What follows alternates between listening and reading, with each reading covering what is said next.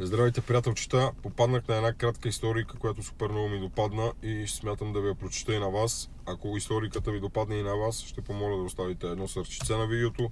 Ако имате нещо да кажете по темата, да го кажете в коментарите. Да споделите видеото поне с един ваш другар, за да чуе и той историята. И много важно, ако не сте ме последвали, да ме последвате. И да се върнем към историката. Веднъж един човек минал покрай слоновете и изведнъж се спрял, учуден от факта, че тези огромни създания били държани само от едно малко въже, вързано около единия от предните два крака на животното. Нямало вериги, нито пък клетки.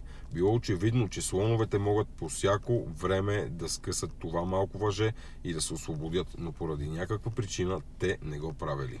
Човекът видял дресьора наоколо и го попитал, защо аджеба тези животни просто си стояли там, без да правят опити да се освободят. Ами, казал дресьора, когато те са били много малки, ние използвахме същите въжета, за да ги държим вързани.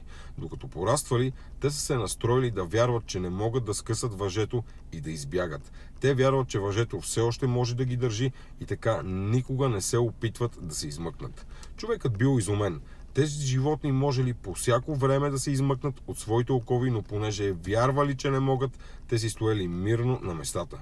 Също като слоновете, колко от нас живеят, уповавайки се на вярата в това, че не могат да направят дадено нещо, защото веднъж са опитали и са се провалили. Провалът е част от ученето. Никога не трябва да се отказваме да се борим. Никога не трябва да се отказваме да се борим. Ако смятате, че това нещо е така, ще ви помоля да харесате видеото. Лека вечер и бъдете живи, бъдете здрави. Другото го има по магазините. Ай, чао!